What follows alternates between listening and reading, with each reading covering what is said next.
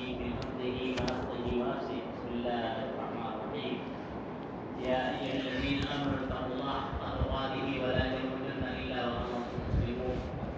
يا أيها الناس اتقوا ربكم الذي خلقكم من نفس واحدة وخلق منها زوجها وبث منهما رجالا كثيرا ونساء واتقوا الله الذي تساءلون به والأرحام إن الله كان عليكم رقيبا. يا أيها الذين آمنوا اتقوا الله وقولوا قولا سديدا يصلح لكم أعمالكم ويغفر لكم ذنوبكم ومن يطع الله ورسوله فقد فاز فوزا عظيما. وقال الله تبارك وتعالى: بسم الله الرحمن الرحيم. الحمد لله الذي خلق السماوات والأرض وجعل النور وجعل الظلمات والنور ثم الذين كفروا بربهم يعدلون.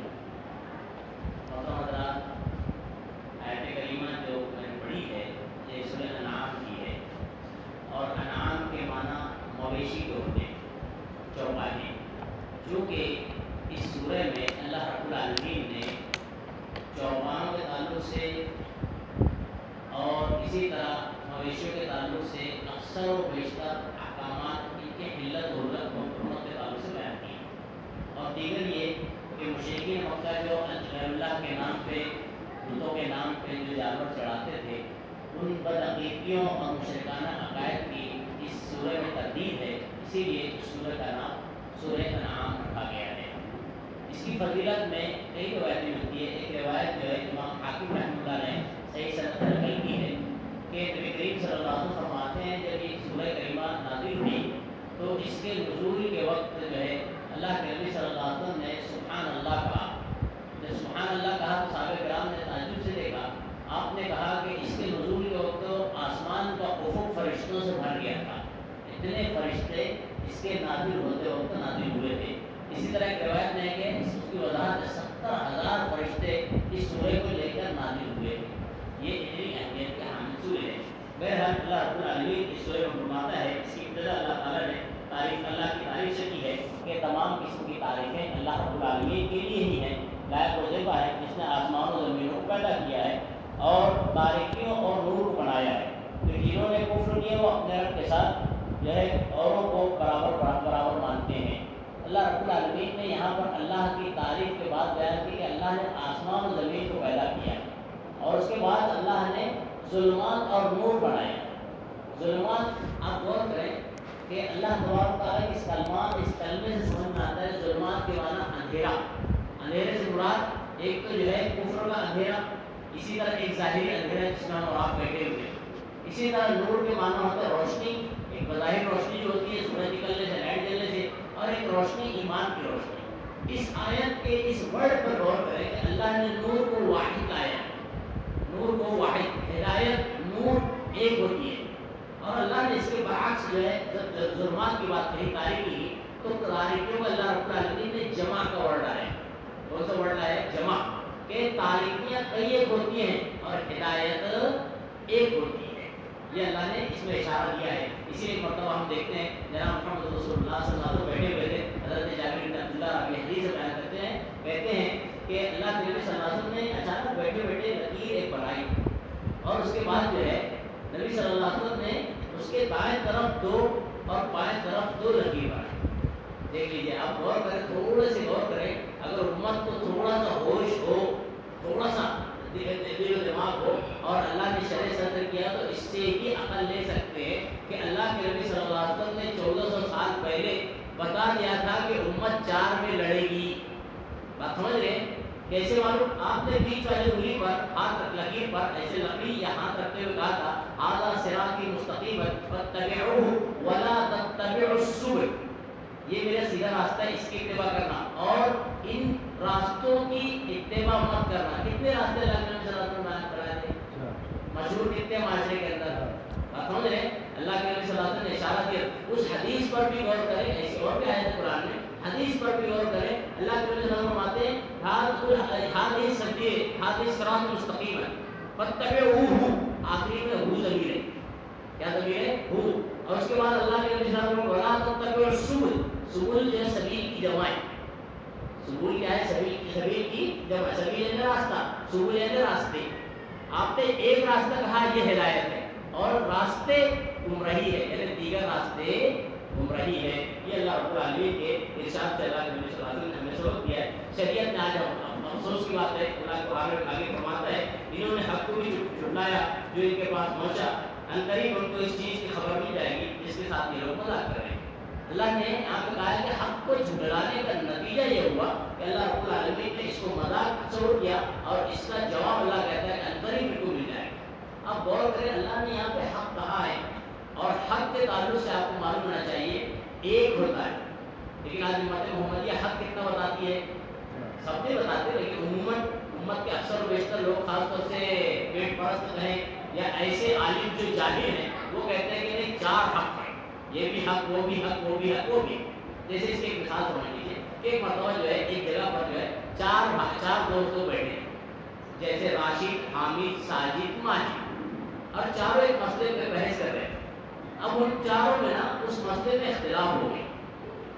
اختلاف اتنا ہوا کہ ساجد جو کہتا ہے وہ ماجد نہیں کہتا، ماجد جو کہتا ہے وہ حامد نہیں کہتا ہے، بولے ایسا چاروں ہے. اب ایک منصف شخص جو وہاں سے گزر رہا تھا توحید، اس نے پوچھا بھائی کیا ماجرا ہے؟ اس نے کہا انہوں نے کہا بھائی دیکھو یہ اس پہ رائے کو یہ کہتا ہے یہ ہے، یہ کہتا ہے یہ ہے، یہ کہتا ہے یہ. سب مختلف ہے، ایک دوسرے کو چھٹلاتے ہیں. چنانچہ جو ہے وہ منصف انصاف کرنے والا توحید وہاں کھڑے ہو کے پورا غور کرتے ہیں اپنے ماجرے پہ. اب اگر بتائیے کہ توحید یہ جواب دے کہ نہیں ماجد بھی صحیح ہے، راشد بھی صحیح ہے، حامد بھی صحیح ہے، ساجد بھی صحیح ہے، تو منصف صحیح ہوگا؟ منصف ہی غلط. کیوں معلوم؟ منصف اس ماجرے پر غور کر کے کیا جواب دے رہا ہوں. دیکھیے بھائی اس کے اندر حامد ماجد یہ جو ہے نا تینوں غلط لگتے ہیں، اس میں صحیح حق پہ جو لگتا ہے وہ راشد لگتا ہے. بات سمجھ رہے ہیں؟ کوئی بھی انصاف کرنے والے بولے یہ بھی جھوٹا ہے، یہ بھی جھوٹا ہے، یہ بھی جھوٹا ہے، سچا راشد ہے. بات سمجھ رہے گا؟ اللہ قرآن میں کہتا ہے سورہ یونس میں سورہ نمبر 10 آیت نمبر 32 میں غالباً کہ وما بعد الحق الا الضلال، جتنے بھی حق کے بعد راہیں ہیں سب گمراہی ہے. حق ایک اور باقی سب کیا ہے؟ گمراہی ہے. بس معلوم یہ ہوتا ہے کہ اللہ کے فرمان کے حساب سے حق ایک ہے. امت جو ہے حق کو 4 حصے میں تقسیم کر کے 4 گوش کے نام سے مشہور ہیں. بہرحال اللہ رب العالمین امت کو سمجھتے ہوئے حق جو ہے جناب محمد رسول اللہ صلی اللہ علیہ وسلم نے ایک بتایا اور اس کی وضاحت اور اشارہ بھی کر دیا ہے. اسی لیے آپ غور کرتے ہوں گے کبھی دیکھنا یہ پرانے دور سے چلا آ رہا ہے. روٹیاں جب آپ بیٹھ کے کھاتے ہیں دسترخوان پہ تو کس طرح سے توڑی جاتی ہے؟ کبھی آپ غور کریں یہ روٹیوں کے اوپر بھی وہ ہے مسلک ہے. روٹیاں دیکھو 4 ہی حصے میں کوئی 6 نہیں کرتا ہے، کوئی 3 نہیں کرتا ہے. بات سمجھ رہے ہیں؟ روٹیوں پر بھی اثر لے کر آگے مسئلہ چلے 4 بڑھا نہیں، ایسا نہیں.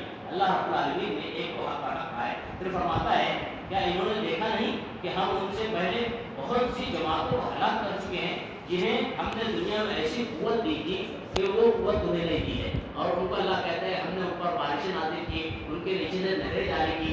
اللہ رب العالمین نے اس آیت میں مشرکین مکہ کو نصیحت کرتے ہوئے دھمکی دی، نصیحت کرتے ہوئے دھمکی دی ہے کہ اے مشرکین مکہ تم جو اپنے آپ کو بڑا جاؤ حشمت والے سمجھتے ہو، ہم نے اس سے پہلے کی جو قوموں کو تباہ کیا ہلاک کیا یہ قوت میں طاقت میں جاؤ حشمت میں اثر و رسوم میں تم سے بہت اونچے تھے، بہت آگے تھے. اللہ کہتے ہیں جب ہم نے ان کو ہلاک کر دیا ہے اور کس واسطے ہلاک کیا؟ ان کی نافرمانی کی وجہ سے، ان کی شرارت کی وجہ سے اور سرکش کی وجہ سے. اللہ کہتا ہے کہ اگر تم بھی ایسا کرو گے وہی طریقہ اختیار کرو گے تو ہمیں تمہیں ہلاک کرنے میں زیادہ طاقت زیادہ دشواری نہیں ہوگی. یہ اشارہ اللہ رب العالمین کا ہے.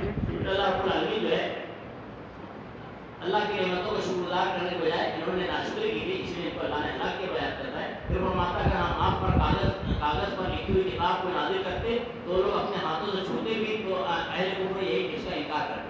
اللہ نے بہت اچھا بیان بتایا امت کو، ایک بہت بڑا سبق دیا ہے. مشرکین مکہ اللہ کے نبی صلی اللہ علیہ وسلم کا انکار کر رہے تھے. اللہ نے کہا کہ اگر ہم ہاتھ یعنی کاغذ بھیجتے تھے یعنی لکھ کر کتابی شکل میں اور وہ لوگ اس کو چھو لیتے تھے کاغذ کو، اللہ رب العالمین کا نازل کرتا کاغذ چھو لیتے، اس کے بعد بھی اللہ کہتا ہے اہل کفر کفر ہی کرتے تھے. جس کو نہیں ماننا ہے تو نہیں ماننا ہے. جیسے ایک مثال کیسے معلوم ہے؟ ایک بندہ ہے اس کو آپ کہیں دودھ سفید ہوتا ہے اور ایک دلیل دے دیں میں نے دیکھا ہے دودھ سفید، ماننے والوں کو لگتا ہے صحیح بات، اور اگر نہیں ماننا ہے تو آپ اس کو 1000 دلیل دے دیں دودھ سفید ہونے کی، 1000 دلیل دے دیں. وہ کیا کہے گا؟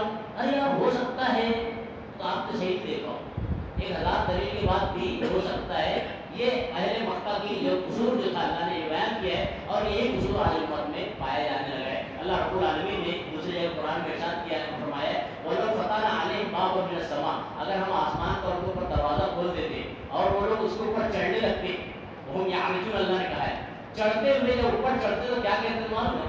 یہ اصل ہم اوپر نہیں آ رہے، ہماری آنکھیں متوالی ہو گئی ہے اور ہمیں جادو ہو گیا ہے، اس لیے یعنی اللہ کہہ رہا ہے کہ ہم اس کو اوپر لے جاتے، چڑھتے رہتے تو کہتے رہے نہیں ہماری آنکھیں پتھرا گئی، اصل میں ہم پر جادو، ہم چڑھ نہیں رہے۔ اللہ نے یہاں پہ اشارہ کیا ہے، یعنی ان کو اتنی کھلی باتیں بتانے کے بعد بھی یہ ہدایت نہیں پاتے ہیں، یہ ایڈے اللہ کا انکار کرتے ہیں۔ اس کے بعد بھی اللہ نے ایک اور بات کہا ہے کہ اگر ان کے اوپر سے آسمان کو کوئی چیز گرے عذاب کی شکل میں، تو بجائے یہ کہنے کے کہ اللہ کا عذاب ہے، احتیاط برتنے کے، ڈرنے کے، اللہ کی بات ماننے کے، یہ کیا کرتے نہیں یہ بادل تہ بتہ ہے جمع ہوا ہے، اس کے حساب سے گر رہا ہے، یعنی اس میں بھی توجہ کر لیتے ہیں، بجائے قبول کرنے کے اس میں توجہ کر لیتے ہیں۔ آج ہمارے معاشرے میں امت کا یہی حال ہے، جب اسے کوئی آپ دلیل بتائے اللہ رب العالمین کلام، اللہ کے نبی صلی اللہ علیہ وسلم کو فرمان، نہیں تو ایسا تو ہو سکتا ہے، بس یہ ایسا تو ہو سکتا ہے بول کے خود کی بھی نظر ڈبا دیتا ہے اور سامنے والے کی بھی نظر ڈبا دیتا ہے۔ اللہ نے اسی طرح اشارہ کیا ہے، پھر فرماتا ہے اور یہ لوگ وہ ہیں، اور یہ لوگ یوں کہتے ہیں کہ ان کے پاس کوئی فرشتہ کیوں نہیں آتا۔ اللہ رب العالمین نے یہ جملے میں اشارہ دیا کہ اللہ کہتے ہیں ان کے پاس فرشتہ کیوں نہیں آتے، یہ ایسے کہتے ہیں، یعنی ان لوگ کی مانگ کیا تھی، والے مکہ کی، مشرک مکہ کی، اللہ کو فرشتہ بھیجنا تھا۔ کیا بھیجنا تھا؟ انسان ہمارے جیسا ہے، بہت سبق اہم ملتا ہے اس میں بھی امت کو۔ آپ غور کریں، اللہ رب العالمین اس کی دو وجہ بیان کر رہا ہے، اللہ نے فرشتہ کیوں نہیں بھیجا۔ آپ کو معلوم ہونا چاہیے جب فرشتہ آتا ہے، جب فرشتہ آتا ہے تو اللہ نے قرآن میں دوسری جگہ نقل کیا ہے، یا تو نبی کے پاس آتا ہے نہیں تو عذاب لے کر، بات سمجھ آ گئی؟ یا تو نبی کے پاس آئے گا نہیں تو پھر عذاب ہی کی شکل میں آئے گا۔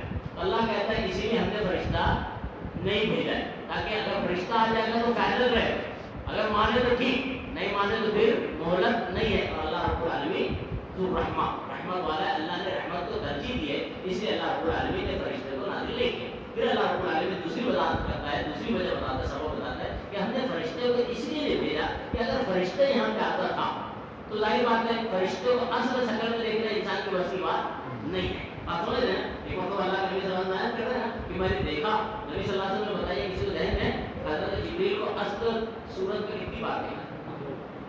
جی 2 بار، ماشاءاللہ، اللہ آپ کو بھی علم میں اضافہ کرے، 2 بار۔ پہلی بار غار حرا میں، آپ سمجھ رہے ہیں، غار حرا سے پہلی بار نکلے تھے نا، دوسری بار میں دیکھا تھا آپ نے تو کہاں 600 برق، ایک مشرق ایک مغرب، اور ایک مرتبہ دوسری مرتبہ وہاں پر عند سدرۃ المنتہا، نبی صلی اللہ علیہ وسلم نے جبریل علیہ السلام کو میں نے 2 بار دیکھا۔ جو کنڈیشن میں جبریل علیہ السلام کو اللہ کے نبی جناب محمد رسول اللہ نے دیکھی، اگر کوئی ہم جیسے انسان دیکھے تو دیکھتے ہی سے مر جائے، دیکھتے سے مر جائے گا نا، یہ کیا ہے؟ آدمی ابھی دیکھ کر تھوڑا اپنی پرچھائی نہیں رکھتا انسان، صحیح ہے نا؟ اگر کہیں تھوڑا پرچھائی میں جیسے کانٹوں میں چھپ جائے تو دوبارہ دیکھتے کہ چلتا کچھ ہے میرے پیچھے۔ جب اتنے بڑے فرشتے کو اللہ کے دیکھ لے گا تو تمہارے گھبراہٹ ہے، بولے یہ کیا ہے، بجائے قبول کرنے کی کام کرے وہ بھاگتے ہیں پڑے۔ اللہ نے کہا کہ اسی لیے چونکہ انسان اصل صورت میں فرشتے کو نہیں دیکھ سکتا ہے، یہ اللہ کی بہت بلند عظیم مخلوق ہے نا، اور بے شمار آپ غور نہیں کر سکتے ہیں۔ اللہ کے نبی فرماتے ہیں کہ فرشتے جو ایک بار آتے ہیں دنیا میں 70,000، اور اس کے بعد جب جاتے ہیں تو پھر ان کا نمبر نہیں آتا۔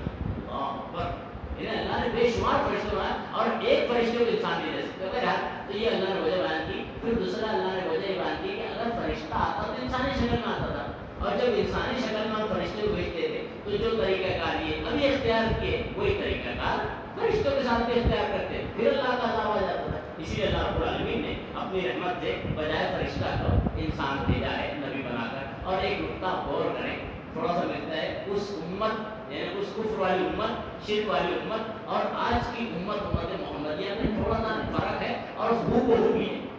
آپ مشرکین مکہ کا مطالعہ کریں، کیا مطالعہ کریں؟ اللہ کو فرشتہ بھیجنا، فرشتے کی جو ہے صفت کیا ہے، کون سی مخلوق ہے؟ نوری مخلوق ہے، نوری مخلوق ہے نا۔ اب ہمارے معاشرے میں کچھ ایسے لوگ ہیں جو اللہ کے نبی صلی اللہ علیہ وسلم کو بجائے انسان ہونے اور بشر قبول کرنے کے ان کو زبردستی نوری مخلوق بنا رہے ہیں۔ بات سمجھ رہے؟ ان کا کہنا تھا فرشتے بھیجو، ان کا کہنا نہیں ہم کو انسان بھی پسند ہے، ہم ان کو زبردستی فرشتہ ہی بنا رہے ہیں۔ نوز باللہ۔ تو بہرحال اللہ کے نبی صلی اللہ علیہ وسلم نور سے نہیں بنے ہوئے اور نہ کوئی فرشتہ ہے، بلکہ انما انا بشر مثلکم یوحی الی انما الہکم الہ واحد۔ اللہ نے سورہ کہف میں کہا ہے اے لوگوں میں تمہارے جیسے انسان ہوں۔ 18 آیت نمبر 110، میں تمہارے جیسا انسان ہوں۔ اللہ کے نبی صلی اللہ علیہ وسلم نے واضح جب کہا اللہ نے کہ میں تمہارے جیسا انسان ہوں، تو بے وجہ انسان کو نوری مخلوق اور ایسا اور ویسا کرنے کی ضرورت نہیں ہے۔ بہرحال پھر اللہ رب العالمین فرماتا ہے پھر ان سب کے اور یقیناً آپ سے پہلے جو بھی پیغمبر آئے ان کے ساتھ بھی مذاق کیا گیا۔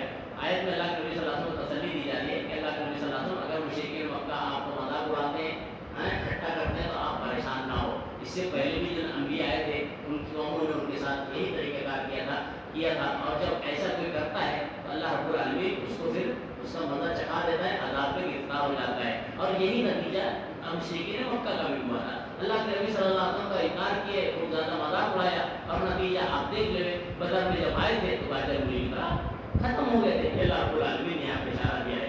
پھر اللہ کہتا ہے کہ اے نبی آپ کہہ دیجئے جو کچھ آسمانوں اور زمین میں موجود ہے یہ سب کس کی ملکیت ہے؟ ظاہر بات ہے اللہ رب العالمین کہتا ہے کہ اللہ کی ملکیت ہے، آپ کہہ دیجئے سب اللہ ہی کی ملکیت ہے۔ کہ اللہ نے کتب علی نفسہ الرحمہ، اللہ نے اپنی نفس پر رحمت لکھا ہے۔ معنی یہ ہوتا ہے کہ اللہ رب العالمین نے مہربانی کو اپنے اوپر لازم کر لیا۔ بات سمجھ رہے ہیں؟ مہربانی کو اللہ نے دنیا کے اعتبار سے لازم کر لیا ہے۔ اسی لیے آپ غور کریں، ایک حدیث ہے بخاری شریف کی، لما خلق اللہ الخلق کتب فی کتاب وهو عنده فی العرش۔ اللہ رب العالمین نے جب پوری مخلوق کو پیدا کیا تو اس کو جو ہے کتب فی کتاب ہی، ایک کتاب میں اللہ نے لکھ لیا، وهو عنده فی العرش علی العرش، وہ عرش پر موجود ہے۔ لکھا ہوا کیا ہے؟ عرش پر موجود ہے۔ کیا موجود ہے؟ ان رحمتی غلبت غضبی۔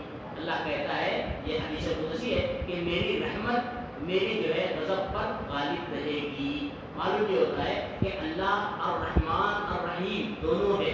آپ غور کریں، مفسرین نے لکھا ہے کہ اللہ الرحمن بھی ہے اور رحیم بھی ہے۔ اور معنی کے طور پہ ہم کیا کرتے ہیں؟ ترجمہ الرحمن الرحیم کا بڑا مشہور ہے نا، بڑا مہربان نہایت رحم والا۔ معنی تقریباً ایک جیسا ہے، معنی بڑا مہربان نہایت رحم والا، معنی ایک ہے نا، لیکن یہ معنی کے تعلق سے محققین بتاتے ہیں کہ اللہ رب العالمین کی جو الرحمن کی صفت ہے یہ عطشان کے وزن پر ہے۔ یعنی جیسے بولتے ہیں بہت زیادہ شدید پیاسا، شدید پیاسا، یعنی اس کی پیاس ٹھاٹے مارتے سمندر کی طرح ایک دم خطرناک پیاس لگی ہے، اب اگر نہ دیا جائے پانی تو آدمی مر جائے، اس کو کہتے ہیں عطشان۔ اور رحمان یعنی ٹھاٹے مارتے سمندر کی طرح جس کے اندر رحمت ہو، یعنی بہت رحم کرنا۔ لیکن آپ غور کریں، اللہ رب العالمین دنیا میں الرحمن، بات سمجھیں، یہ الرحمن اللہ رب العالمین مسلمانوں کے لیے دنیا میں بھی ہے، آخرت میں بھی رہے گا، لیکن الرحمن اہل کفر کے لیے اللہ رب العالمین آخرت میں بروز قیامت نہیں رہے گا۔ مشرکین کافرین یہ جو ہے اللہ کی رحمت سے اس وقت دور ہو جائیں گے، پھر اللہ کی رحمت عام نہیں ہوگی، خاص ہو جائے گی مسلمانوں کے لیے، ایمان والوں کے لیے۔ پھر اللہ رب العالمین فرماتا ہے اے نبی صلی اللہ علیہ وسلم آپ کہہ دیجئے کہ اللہ کے سوا جو کچھ آسمان اور زمینوں کو پیدا کرنے والا ہے، پیدا کرنے والا ہے، جو کہ کھانا دیتا ہے، اسے نہیں کھلایا جاتا ہے، میں اس کو چھوڑ کر کسی اور کو معبود قرار دوں؟ اللہ رب العالمین اللہ کے نبی صلی اللہ علیہ وسلم مخاطب ہوتے ہوئے کہتا ہے کہ آپ کہیے جو آسمانوں کا مالک ہے، جو زمین کا مالک ہے، جو لوگوں کو کھانا دیتا ہے، کھلاتا ہے، جو خود کو حاجت نہیں کھانے کی، میں اس کو چھوڑ کر اوروں کو معبود بناؤں؟ یہ اشارہ تھا، اس کو کہتے ہیں استفہام انکاری، یعنی یہ ناممکن ہے کہ میں اللہ کو چھوڑ کر جو آسمان زمین کا خالق ہے کسی اور کو معبود بناؤں۔ اس کے بعد اللہ کہتا ہے کہ انی اخاف ان عصیت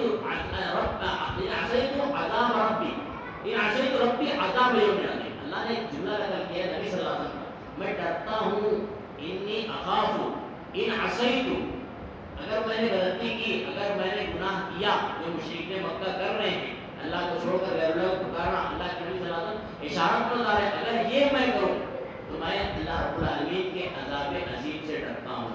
یعنی اگر اللہ کے نبی صلی اللہ علیہ وسلم بتا رہے ہیں امت محمدی کو سبق دے رہے ہیں ہمیں کہ اللہ کے نبی صلی اللہ علیہ وسلم کہہ رہے ہیں میں ڈرتا ہوں اللہ کے عذاب سے، اگر میں غلط ہو جاؤں تو امت کو تو بدرجہ اولا ڈرنا چاہیے، شرک بدعت اور خرافات سے اپنے آپ کو بچا کے رکھنا چاہیے، ورنہ جب اللہ رب العالمین اپنے نبی کے تعلق سورہ زمر میں 39 آیت نمبر تقریباً 35 میں اللہ رب العالمین ارشاد فرماتا ہے، ایک آیت کہتا ہے اللہ رب العالمین لئن اشرکتا، اے نبی کریم صلی اللہ علیہ وسلم، جو کہ ناممکنات میں سے پھر بھی آپ اللہ نے کہا ہے اگر آپ نے شرک کیا لَيَحْبِطَنَّ عَمَلُكُمْ، اللہ آپ کا بھی عمل ضائع کر دے گا، وَلَتَكُونَنَّ مِنَ الْخَاسِرِينَ، اور تو خسارہ اٹھانے والوں میں ہو جائے گا۔ اللہ رب العالمین جو ہے نا یہاں پر اشارہ دیتا ہے کہ امت کو بہت خوب ہوकर پیدا ہونا چاہیے۔ پھر اللہ رب العالمین فرماتا ہے جس شخص سے ضرورت کو عذاب ہٹا دیا جائے گا تو اس پر اللہ نے بڑا رحم کیا، وَذَلِكَ الْفَوْزُ الْمُبِينُ، اور اصل صحیح کامیابی ہے قیامت کے دن اگر اللہ رب العالمین نے کسی کو اپنے عذاب سے بچا لیا تو حقیقت میں یہ بہت بڑی کامیابی، صحیح کامیابی، کیونکہ قرآن کی دوسری اللہ فرماتا ہے وَمَنْ زُحْزِحَ عَنِ النَّارِ وَأُدْخِلَ الْجَنَّةَ فَقَدْ فَازَ، حقیقی کامیاب وہ ہے جو جہنم کے عذاب سے بچا لیا جائے۔ آج ہمارے یہاں پہ کامیاب کس کو کہتے ہیں؟ اور وہ کامیاب ہے جس نے اتنی عمارت بنانی، اتنی زمین لے لی، اتنے ہو کر کے، اللہ رب العالمین کی نظر میں وہ کامیاب ہے جو اللہ سے ڈرنے والا ہو اور قیامت کے دن اللہ کے عذاب سے بچنے والا ہو۔ پھر اللہ رب العالمین نے ایک اہم سبق کی طرف اشارہ کیا ہے، امت محمدیہ اس میں ملوث ہے۔ اللہ فرماتا ہے کہ وَإِن يَمْسَسْكَ اللَّهُ بِضُرٍّ فَلَا كَاشِفَ لَهُ، اگر اللہ رب العالمین کوئی تکلیف دینا چاہے تو فَلَا كَاشِفَ لَهُ إِلَّا هُوَ، اس تکلیف کو دور نہیں کر سکتا ہے سوائے اللہ۔ اللہ نے واضح کر دیا ہے کہ اگر کوئی تکلیف پہنچتی ہے بندے کو تو اس تکلیف کو سوائے اللہ کے کوئی اور دور نہیں کر سکتا۔ اللہ یہ بتانا چاہتا ہے امت محمدیہ کو کہ جو امت پڑی ہوئی ہے تکلیف دینے والا، تکلیف کو دور کرنے والے فنا، جیسے ہم نے آپ چھوٹی زبان میں کہتے ہیں نا کہ کتنے بلیئر کھڑے کر لیے ہوئے، کتنے بہت سے بلیئر کھڑے کر لیے ہوئے، ایک بلیئر ہے تو تکلیف دور کرنے والا ہے، ایک بلیئر ہے تو جو ہے لوگوں کو روزی دینے والا ہے، ایک بلیئر ہے تو کسی کو اولاد دے رہا ہے، ایک بلیئر ہے تو جو ہے لوگوں کو آسانیاں پیدا کر رہا ہے۔ تو اللہ رب العالمین نے یہاں پہ اشارہ دیا ہے کہ جو لوگ کھڑے کیے ہوئے نا دیگروں کو، اللہ رب العالمین کہتا ہے کہ یہ ان کا کوئی پاور نہیں ہے، کتنا بھی کوشش کر لیں کچھ نہیں کر سکتے۔ وَإِن يَمْسَسْكَ اللَّهُ بِخَيْرٍ فَهُوَ عَلَىٰ كُلِّ شَيْءٍ قَدِيرٌ، اللہ کہتا ہے اگر اللہ خیر پہنچانا چاہے تو اللہ ہر چیز پر قادر ہے، اس خیر سے کوئی روک نہیں سکتا ہے کسی کو۔ اسی لیے آپ غور کریں جناب محمد رسول اللہ صلی اللہ علیہ وسلم ہر فرض نماز کے بعد جو اذکار پڑھتے تو اس میں سے 5واں ذکر کیا بغیر دیکھے بتائیں کوئی بھی بتائیے جی؟ نہیں، فرض نماز کے بعد 5واں ذکر کیا ہے بغیر بورڈ دیکھے بتائیں، وہ سامنے بورڈ لگا ہوا جی؟ اللہم لا مانع، ماشاءاللہ یہ 5واں ذکر ہے، لا الہ الا اللہ وحدہ لا شریک لہ لہ الملک و لہ الحمد وهو علی کل شیء قدیر، اللہم لا مانع لما اعطیت ولا معطی لما منعت ولا ينفع ذا الجد منک الجد۔ پوری امت پڑھ رہی ہے، مسلمان سب پڑھ رہے ہیں، الگ الگ فرقوں میں بٹے ہوئے پڑھ سب رہے ہیں، لیکن عمل کوئی نہیں کر رہا ہے، سمجھ کوئی نہیں رہا ہے کیا معنی ہے۔ اللہ کے رسول کیا کہتے ہیں؟ پہلے لا الہ الا اللہ وحدہ لا شریک لہ لہ الملک و لہ الحمد وهو علی کل شیء قدیر مشہور ہے نا معنی۔ اس کے بعد اللہم لا مانع، اللہ کے نبی صلی اللہ علیہ وسلم کہتے تھے ہر نماز کے بعد اللہ لا مانع لما اعطیت، اگر تو نے کچھ دے دیا ہے یا تو دینے کا ارادہ کر رہا ہے تو دنیا میں کوئی روک نہیں سکتا ہے، ولا معطی لما منعت، اور اگر پروردگار تو روک دیتا ہے تو ساری دنیا میں کوئی دے نہیں سکتا ہے۔ لیکن آج امت اتنی بے-قراری میں مبتلا ہے کہ یقین مانے شرکیہ نے کفریہ جملے بھی لوگ شوقیہ کہتے ہیں۔ بات سمجھ رہے ہیں؟ میں نے ایک جگہ ایک ویڈیو دیکھا، لوگوں کو بارش ہونا چاہیے، کیا ہونا چاہیے؟ تو یہ بارش نہیں، بارش ایک دم صاف، بات سمجھ رہے ہیں نا؟ اتنا کہ بس ابھی کر ہی آیا ہے، انٹرویو دینے سے پہلے جناب نے پورا فریش ہو گیا ہے، اور اس کے بعد انٹرویو دیتے ہیں نعوذ باللہ ثم نعوذ باللہ، کیا کہتے معلوم، جو کہیں نہیں بنتا وہ یہاں بنتا ہے۔ آپ دیکھیے ویڈیو آپ نے بھی دیکھا ہونا، نعوذ باللہ بتانے اتنی گمراہی، اگر تم تیرا کہیں نہیں بن رہا ہے تو تو یہاں پر آ جائے اس در پہ نعوذ باللہ ثم نعوذ باللہ بنتا ہے۔ اللہ رب العالمین کہہ رہا ہے کہ اللہ اگر کسی کو روک لے ہوئے تو پھر ساری دنیا مل کر بھی دے نہیں سکتی ہے، امت جو ہے اس کے خلاف پر جا رہی ہے۔ اللہ رب العالمین سے دعا کرتے ہیں اللہ رب العالمین ہمیں اللہ کے ساتھ شرک کرنے سے بچائے، اللہ کی توحید کو سمجھنے والا بناوے، اور اللہ رب العالمین نے ان چیزوں کی وجہ سے اس سے پہلے کی امتوں کو تباہ اور برباد کر دیا ہے۔ اللہ رب العالمین اس گمراہی اور اس برائی سے اللہ میری آپ کی ہر مومن اور مومنہ کی حفاظت فرمائے ہوئے جب تک اس دنیا میں اللہ دین پر قائم رکھے، اللہ ہمارا خاتمہ بھی حقیقی دین اور ایمان پر